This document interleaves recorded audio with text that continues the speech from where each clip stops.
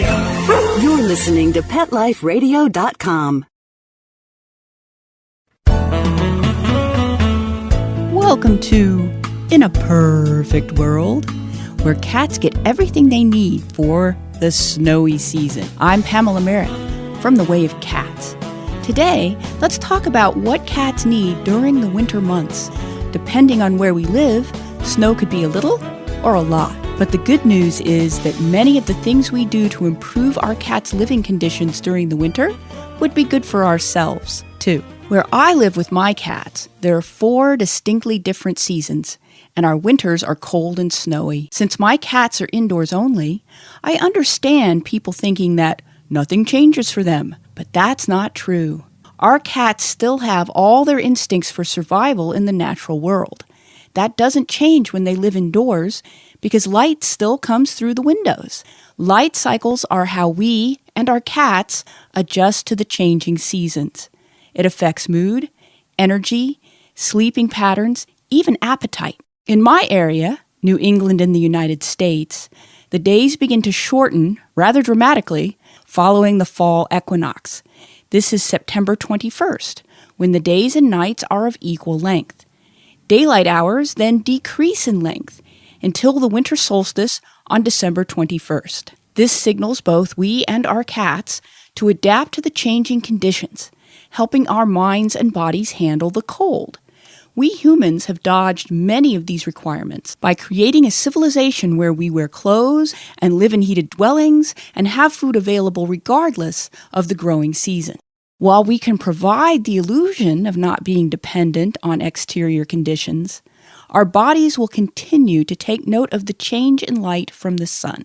We'd have to live underground to avoid that. So, despite our best efforts to ignore season change, it happens anyway. It still affects us. And this goes for our cats, too. Some of the puzzling things our cats do will become more clear when we look at their behavior as a response to the seasons. Our cats experience and respond to seasonal changes with adjustments to their energy and play patterns. This is seen most clearly in our most devoted window watcher, Reverend Jim. He moves from window to window, studying the patterns of the birds, chipmunks, and squirrels. It's just as well for everyone that none of them will ever meet. But RJ loves observing, just as my grandmother loved watching her stories. For both of them, it was highly enjoyable and driven by important needs. For my grandmother, it was an emotional tie to a society that was highly dramatic and interesting. Yet, she was not responsible for their decisions and mistakes, nor did these affect her own life. It works like that for RJ, too. He will not be going out there and hunting down the chipmunks he so carefully studies, any more than Grandma expected to sit down with one of her favorite soap stars and give them some of her excellent life advice. Thank you, Grandma. Similarly, RJ does enjoy the study process. So as the days get colder and we start shutting the windows, his pleading look is not just about losing the fresh air and nature smells. He's now old enough to know his stories will be shutting down for the season, along with a vital source of interest and entertainment. If our cat acts bored and restless as winter deepens, we might not have realized just how much window watching figures into their day. They might be doing it while we are not home. But now, without windows or us, they can wind up bored and restless.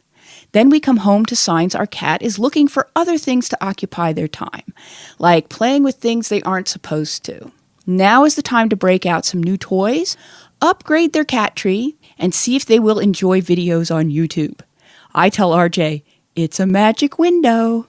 In my blog post, Tristan Teaches Mithrandir, I explained how Tristan taught our new kitten, Mithy, how much fun it is to watch videos on my Chromebook. Mithy was so fascinated, he fell asleep in front of the Birds at a Feeder video I had playing. There's cat channels devoted to such cat favorites, but we can also get creative. RJ loves deep sea features, while Tristan will watch long pans of scenic wonders.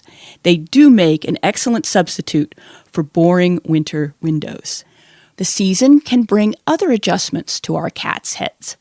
Every winter, my deeply gamma cat, Smoke Puff, would be upset because we'd come in from outside in bulky coats and funny hats. He didn't recognize us until we had taken them off, so quite often he felt strangers were invading his home. Other cats might be upset by the stomping of boots to get the snow off, or the roar of the snowplows going by, or especially the freight train rumble of snow falling off the roof. We don't have to have snow to create such winter problems for our cats. Winter is a season like no other, and we should be alert to the special challenges which affect both of us. One of the biggest, and yet often overlooked, is the effect of heat on the humidity in our home. If our heating system dries out our indoor air, and most of them do, then we and our cats have a problem. One we might not realize until we go to pet our cat and zap them instead. This can create a bizarre situation where our cat becomes afraid of us because they don't understand why we keep zapping them when we attempt affection. There is more going on than the static electricity jump from our finger to our cat's head. It is a sign there is not enough humidity in the air. This dries out our nose and throat, which makes us more prone to picking up an illness at the exact time when we are exposed to more illness than ever. The health risks apply to both us and our cat.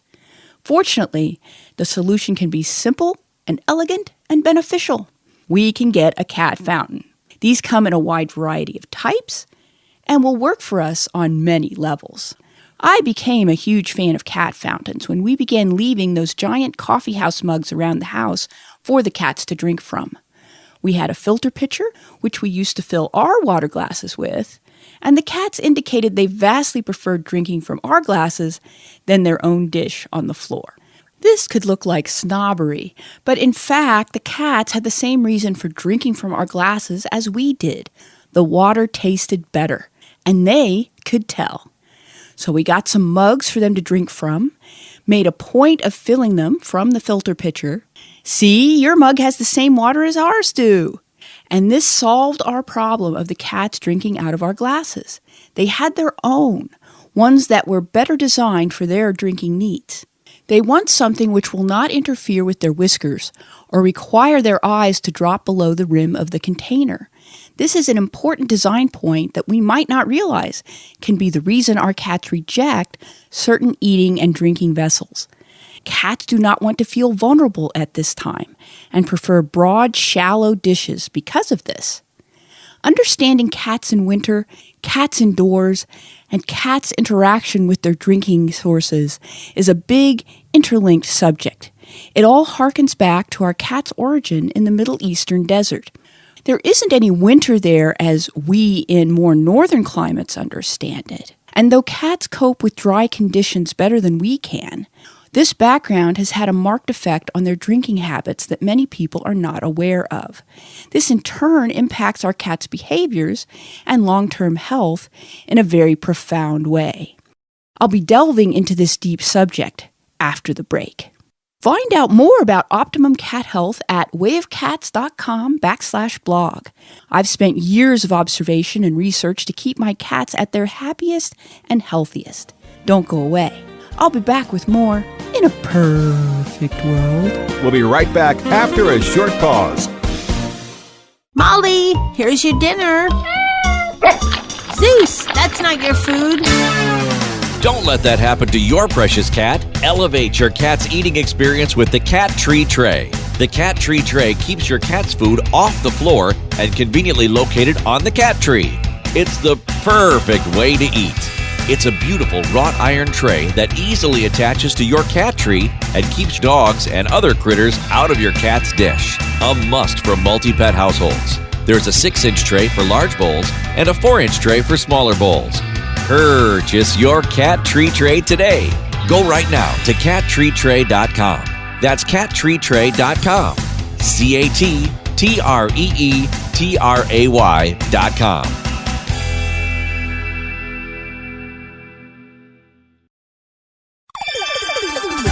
Let's Talk Pets on PetLifeRadio.com. And we're back, talking about how our cats' desert origins have shaped their health needs in our home. One of the best ways to illustrate how our cats' desert origins inform their behaviors is to remember how they always win any staring contest. That's because cats, despite the relatively large surface area of their eye compared to us, have special corneas which do not dry out very easily. So they don't have to blink nearly as much as we do. And so they always win. This is why cats speak so much with their blinking behaviors, too. What I call cat kisses is the long, slow blink of their eyes, which signals friendship. To cats, an intense stare is not rude. It's interest. Now that we grasp how eye signals are such an important part of the cat's language, we might start getting the picture of how important their water drinking behaviors are. This is the desert.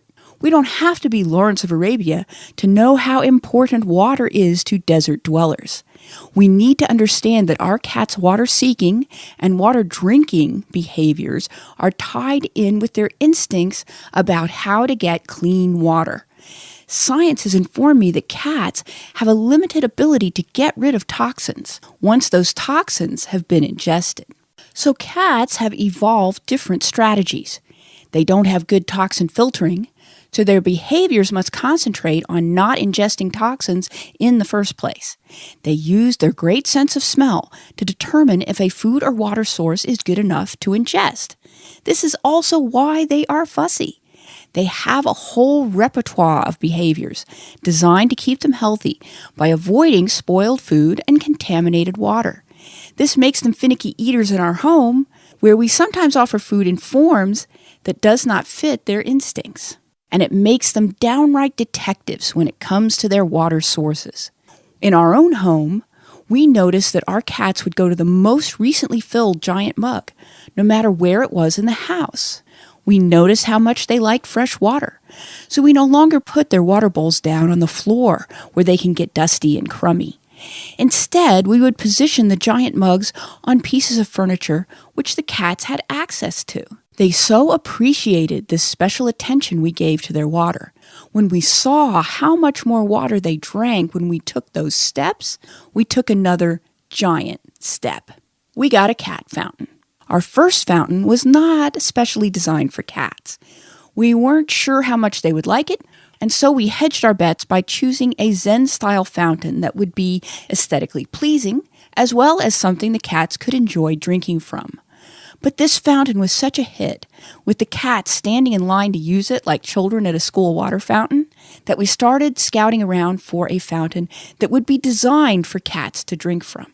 We knew from our previous fountain that we wanted something that looked good, would have a large capacity for our multiple cats, and was easy to clean. While the running water is a great source of attraction to cats, any kind of dirty water, of course, is not. Our research indicated that porcelain is an ideal fountain material for such purposes.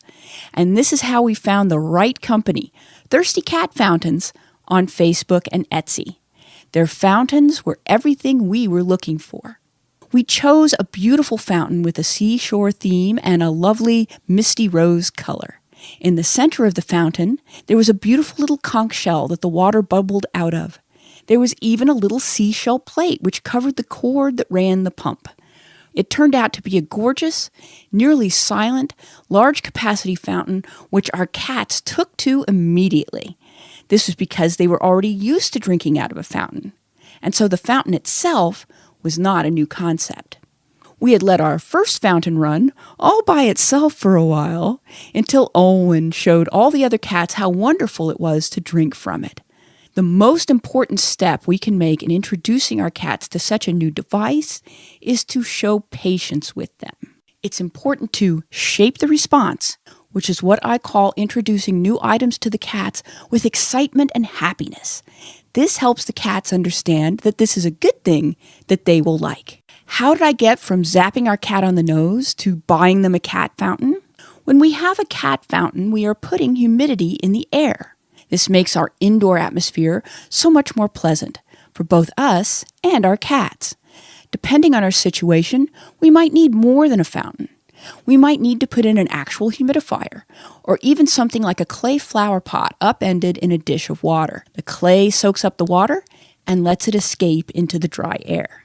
Our cats will seek out warmth with extra vigor when it's cold outside, no matter how warm our house feels to us. Cats run hotter than we do. Their normal body temperature can be over 102 degrees. So we should be aware of our home heat sources to make sure our cats are accessing them safely. Space heaters, fireplaces, even electric blankets can be a source of danger, especially when our cat naps near such items. The heat might build up to a point where they are not noticing they are becoming uncomfortable until they sustain an actual injury. We can be proactive and create safe and warm spots for our cats. There are cat beds with reflectors which conserve body heat, or with regulated heat elements which are safe for our cat.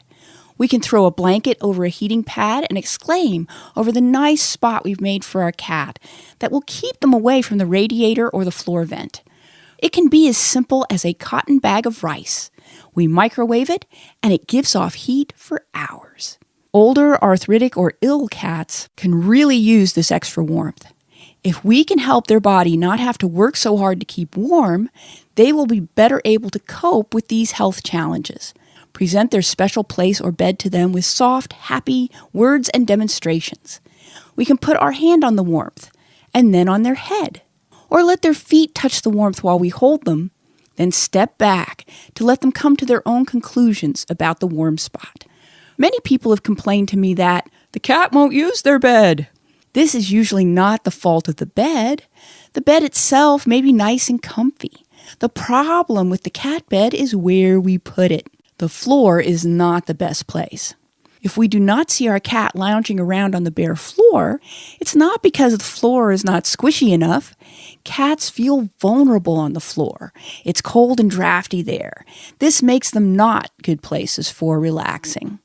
First, observe where our cats like to hang out. Then we know where to put the cat beds.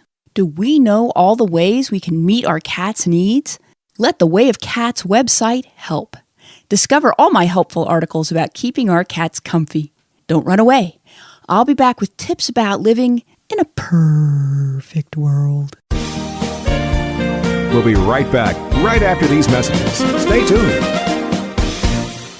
I love cleaning the litter box, said no one ever. Luckily, there's World's Best Cat Litter, the litter that promises less mess with less litter. Only World's Best Cat Litter uses the concentrated power of corn to quickly trap odors in tight clumps. And quick clumping means you never have to chisel or scrape the box. Less cleanup with less wasted litter? That's a litter bit amazing. Save $2 on World's Best Cat Litter. Visit www.saveonworldsbest.com. Let's talk pets Let's talk pets on Pet Life Radio. Pet Life Radio. PetLifeRadio.com. And we're back, talking about the special needs of cats in the cold months, whenever that may be. Hello to my fans down under. We were just discussing how we can best keep our cats warm and safe during the winter months. A very important point to consider is where our cat usually spends their time, because this will have to be enhanced in the winter. Even cats who go outside will find themselves going out far less when there's that awful white stuff on the ground and the cold temperatures whistle through their possibly short fur. When it's less comfortable for the cat outside, our cat will be spending more time inside, which makes this a perfect time for considering making indoors only a permanent state. If we have been considering making our cat indoors only, now is the time to lay the groundwork for this transition. More and more people are deciding to make their cats indoors only because it is a sad fact that our cats are safer, less prone to injury, and will live longer if they are kept indoors all the time. Winter is merely an extension of keeping our cat indoors all the time. It will require more work from us in terms of amusement and litter maintenance, yes, but it has many serious advantages, too. My work on Way of Cats has become a mission to help people develop a deeper, stronger, more affectionate relationship with their cats. When we spend more time with them, we naturally develop a stronger friendship than we would if we were only a pit stop in the cat's busy activity spent outside. It's not that the cats don't want to go outside. Of course they do. But I've come to see this as the same desire our teenage children have. They would love to rampage through the local night spots with a fake ID and a pocket full of cash, but as parents, we don't want them to. People who regard the cat as a wild creature whose natural home is the outdoors might be forgetting that our outdoors is probably not what they were adapted to. If we lived in the middle of a desert, it would be more likely to fit our cat's instincts. But this environment also, naturally, runs a high risk of our cat becoming prey to a larger animal. We run a terrible risk every time we let our cat outdoors. Personally, I've decided not to roll the dice with my cat's life every time I open the door. I have become too fond of my cats to risk losing them this way.